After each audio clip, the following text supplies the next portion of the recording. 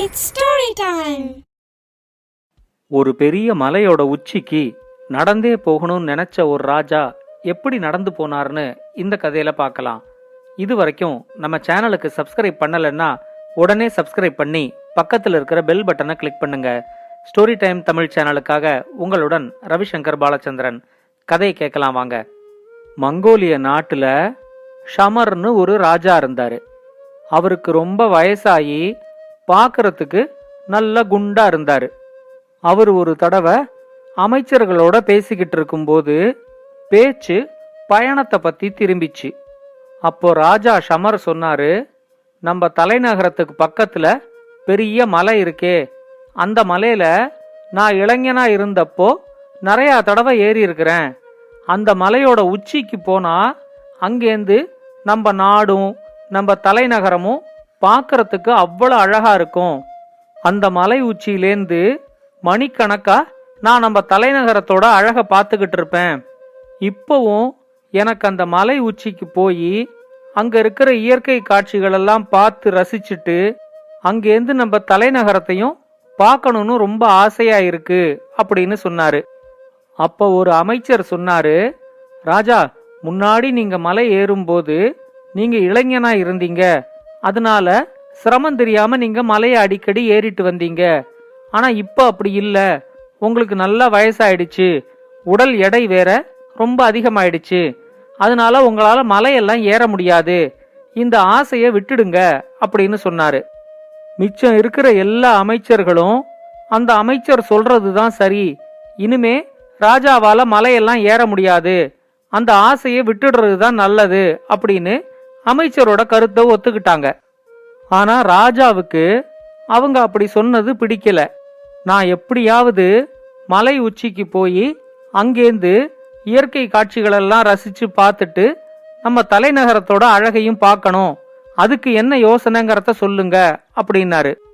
உடனே ஒரு அமைச்சர் சொன்னாரு, சரி ராஜா, உங்களுக்கு மலை உச்சிக்கு போய் அங்கேருந்து தலைநகரத்தோட அழக பார்க்கணும் அப்படிங்கிற ஆசை இருந்துச்சுன்னா நான் வேணா ஒரு பல்லக்கு ஏற்பாடு பண்றேன், அந்த பல்லக்குல நீங்க உக்காந்துக்கங்க, 4 பேரோ 8 பேரோ உங்களை தூக்கி கொண்டு போய் மலை உச்சியில இறக்கி விட்டுருவாங்க.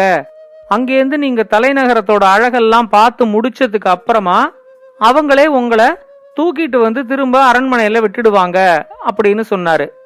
உடனே மிச்சம் இருக்கிற அமைச்சர்கள் எல்லாம் இது கூட ஒரு நல்ல யோசனை தான் அப்படின்னு சொன்னாங்க. ஆனா ராஜா இதுக்கு ஒத்துக்கல. நான் நடந்தேதான் மலை உச்சிக்கு போகணும், அதுக்கு உங்களால ஏற்பாடு செய்ய முடியுமா, என்ன நடத்தியே மலை உச்சிக்கு கூட்டிக்கிட்டு போக முடியுமா அப்படின்னு அமைச்சர்கள்கிட்ட கேட்டாரு. அவர் அப்படி கேட்டதும் எல்லா அமைச்சரும் மௌனமா இருந்தாங்க. அவங்க யாருமே ராஜாவை மலை உச்சி வரைக்கும் நடத்தியே கூட்டிக்கிட்டு போறதுக்கு தயாரா இல்ல.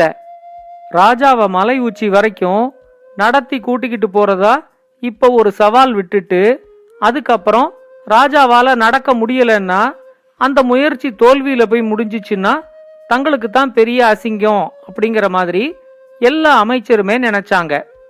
அவங்க எல்லாருமே மௌனமா இருக்கிறத பார்த்துட்டு, அப்ப என்ன மலை உச்சி வரைக்கும் நடத்தி கூட்டிக்கிட்டு போறதுக்கு நீங்க யாரும் தயாரா இல்லைன்னு எடுத்துக்கலாமான்னு ராஜா கேட்டாரு. அப்ப அந்த அரண்மனையோட கோமாளி ஷமி, உங்க ஆசையை நான் நிறைவேற்றி வைக்கிறேன் ராஜா, இந்த மலை உச்சி வரைக்கும் உங்களை நான் நடத்தி கூட்டிக்கிட்டு போறேன் அப்படின்னு சொன்னான். ஷமி பாக்குறதுக்கு நல்ல ஒல்லியா தான் இருப்பாரு, அவரால கண்டிப்பா மலை ஏற முடியும் அப்படின்னு எல்லா அமைச்சர்களும் நினைச்சாங்க. ஆனா அவர் எப்படி ராஜாவை நடக்க வச்சே மலை உச்சி வரைக்கும் கூட்டிக்கிட்டு போவாரு அப்படின்னு எல்லா அமைச்சர்களுக்கும் ஒரு சந்தேகம் இருந்துச்சு. ராஜா ஷமர் ஷமி கிட்ட கேட்டாரு, நீ என்ன நடக்க வச்சேதான் மலை உச்சி வரைக்கும் கூட்டிக்கிட்டு போக போற, என்னால பாதி தூரம் வரைக்கும் தான் நடக்க முடிஞ்சிச்சு அப்படின்னா அதுக்கு அப்புறமா ஒரு குதிரையிலையோ பல்லக்கிலையோ வச்சு நீ என்ன மலை உச்சி வரைக்கும் கூட்டிக்கிட்டு போக போறதில்ல, இந்த சவாலை நீ நிஜமாவே ஏத்துக்கிறியா அப்படின்னு கேட்டாரு. ஷமியும், நான் உங்களை கண்டிப்பா மலை உச்சி வரைக்கும் நடத்தியே கூட்டிக்கிட்டு போறேன் ராஜா, நாளைக்கு காலையில நீங்க தயாரா இருங்க, நம்ம 2 பேரையும் மலை அடிவாரத்து வரைக்கும் கொண்டு போய் விடுறதுக்கு மட்டும் ஒரு ரதத்தை ஏற்பாடு பண்ணிக்கலாம் அப்படின்னு சொன்னாரு. அதை கேட்ட உடனே ராஜா ரொம்ப உற்சாகமாயிட்டாரு. அடுத்த நாள் காலையில மலை ஏறுறதுக்கு அவரு தன்னைத்தானே தயார்படுத்திக்கிட்டாரு. ஷமி சொன்ன மாதிரியே அடுத்த நாள் காலையில ராஜாவையும் ஷமியையும் ஒரு ரதத்துல ஏத்திக்கிட்டு மலை அடிவாரத்து வரைக்கும் கொண்டு போய் விட்டுட்டு திரும்ப ரதம் அரண்மனைக்கு வந்துருச்சு. விடியற் காலையிலேயே மலை ஏற ஆரம்பிச்சுட்டா வெயிலோட தாக்கம் ரொம்ப தெரியாது அப்படிங்கறதுனாலதான் காலையிலேயே ஷமி ராஜாவை கூட்டிக்கிட்டு மலை அடிவாரத்துக்கு வந்திருந்தாரு. ராஜா கேட்டாரு, என்ன மலை உச்சி வரைக்கும் நடத்தியே கூட்டிக்கிட்டு போறதுக்கு எந்த அமைச்சருமே தயாரா இல்லாதப்போ நீ மட்டும் எப்படி இதுக்கு ஒத்துக்கிட்ட? என்னை எப்படி இந்த மலை உச்சி வரைக்கும் கூட்டிக்கிட்டு போக போற அப்படின்னு கேட்டாரு. உடனே ஷமி சொன்னாரு, அதெல்லாம் ஏறிடலாம் ராஜா, அதுல ஒரு பிரச்சனையும் இல்ல. நாம ஒரு கஷ்டமான வேலையை செய்யறோம் அப்படின்னு நினைக்காம அந்த வேலையிலேந்து நம்மளோட கவனத்தை கொஞ்சம் திசை திருப்பினா போதும், நம்மளால முடியும் அப்படின்னு சொன்னாரு. மலைப்பாதையில அவங்க கொஞ்ச தூரம் நடந்து வந்ததுக்கு அப்புறம் ஒரு இடத்துலேருந்து மலையோட உச்சி தெரிஞ்சிச்சு. அந்த உச்சியை அண்ணாந்து பார்த்த உடனேயே ராஜாவுக்கு ரொம்ப மலைப்பா இருந்துச்சு.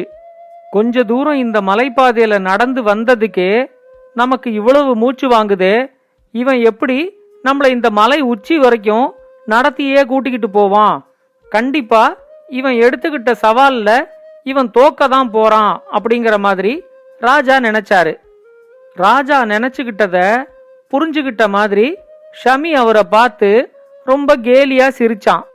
நம்ம மனசுல நினைச்சுக்கிட்டத இவன் புரிஞ்சுக்கிட்டானோ அப்படிங்கிற சந்தேகத்தோட அவரு ஷமி கிட்ட, ஏன் இப்ப என்ன பார்த்து கேலியா சிரிச்ச அப்படின்னு கேட்டாரு.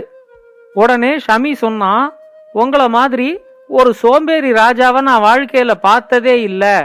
பக்கத்து நாட்டு ராஜாவை பாருங்க, அவர் எவ்வளவு சுறுசுறுப்பா இருக்காரு.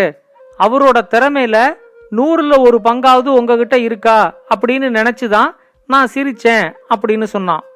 ஷமி தங்கிட்ட இப்படி மரியாதையே இல்லாம பேசுவான் அப்படின்னு ராஜா கொஞ்சம் கூட எதிர்பார்க்கவே இல்லை. அவருக்கு ரொம்ப திகைப்பா இருந்துச்சு. பக்கத்து நாட்டு ராஜாவோட என்ன ஒப்பீடு செய்யறியா? உனக்கு என்ன துணிச்சல் அப்படின்னு அவரு ஷமி கிட்ட கேட்டாரு. உடனே ஷமி, நான் உள்ளதை தானே சொன்ன ராஜா, இதுக்கு ஏன் கோவப்படுறீங்க? உங்கள மாதிரியான ஒரு கோழைய நான் பார்த்ததே இல்ல அப்படின்னு சொன்னாரு. உடனே ராஜாவுக்கு பயங்கர கோபம் வந்துருச்சு. என்னையே கேவலப்படுத்த துணிஞ்ச உன்ன நான் உயிரோடையே விடமாட்டேன் அப்படின்னு சொல்லி தன்னோட கத்திய உருவினாரு. உடனே ஷமி அவர்கிட்ட, உங்களோட வீரமெல்லாம் வெறும் பேச்சுல தான் ராஜா, செயல்ல ஒன்னும் கிடையாது. உங்களால எந்த உருப்படியான செயலையும் செய்யவே முடியாது அப்படின்னு கேலியா சொல்லிக்கிட்டு மலை உச்சியை நோக்கி ஓட ஆரம்பிச்சான். உடனே ராஜாவுக்கு இன்னும் ரொம்ப கோபம் அதிகமாயி, இன்னைக்கு நீ எங்கிட்டேந்து எப்படி தப்பிக்கிறங்கிறத நானும் பாக்கறேன் அப்படின்னு சொல்லி உருவின கத்தியோட ஷமிய துரத்த ஆரம்பிச்சாரு. ஷமி ராஜாவுக்கு ரொம்ப தூரமாவும் ஓடாம ரொம்ப கிட்டவும் ஓடாம ராஜாவோட கண்ணுல படுற மாதிரியே ஓடிக்கிட்டு இருந்தான். ராஜாவுக்கு அவன் சொன்ன ஒவ்வொரு வார்த்தையும் திரும்ப திரும்ப ஞாபகத்துக்கு வந்து, இந்த மலையிலேயே இன்னைக்கு இவனுக்கு சமாதி கட்டிட்டு தான் நான் கீழே இறங்குறேன் அப்படிங்கிற நினைப்போட ஷமிய துரத்திக்கிட்டு அவரும் ஓடிக்கிட்டே இருந்தாரு. மலையோட உச்சியை அடைஞ்சதுக்கு அப்புறமா ஷமியால வேற எங்கேயும் ஓட முடியல. அந்த மலையோட இன்னொரு பக்கம் பெரிய பள்ளம் இருக்குங்கிறது ராஜாவுக்கு நல்லா தெரியும். ஷமியால எங்கேயும் ஓட முடியாது, அந்த மலை உச்சியில கண்டிப்பா அவன் தங்கிட்ட மாட்டிக்குவான் அப்படிங்கிற நம்பிக்கையோட ராஜா நேர மலை உச்சிக்கு வந்து சேர்ந்தாரு. அங்க ராஜாவை பார்த்த உடனே ஷமி அவரோட கால்ல விழுந்தான். ராஜா, என்ன மன்னிச்சிருங்க, உங்களோட கவனத்தை திசை திருப்பி உங்களுக்கு என் மேல கோபம் வர வச்சு மலை உச்சிக்கு நான் உங்களை நடத்தியே இப்ப கூட்டிக்கிட்டு வந்துட்டேன். நீங்களும் இந்த வயசான காலத்துல ரொம்ப கஷ்டப்பட்டு மலை ஏறுறோம் அப்படிங்கிற நினைப்பு இல்லாம என் மேல இருந்த கோவத்துல என்ன துரத்திக்கிட்டே இப்ப மலை உச்சி வரைக்கும் வந்து சேர்ந்துட்டீங்க.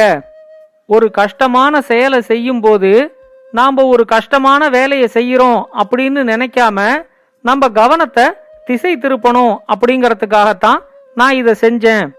இப்போ உங்க இஷ்டம் போல இங்கேருந்து இயற்கை காட்சிகள் எல்லாம் கண்டு நீங்க ரசிக்கலாம், நம்ம தலைநகரத்தோட அழகையும் நீங்க பார்க்கலாம் அப்படின்னு ஷமி சொன்னான்.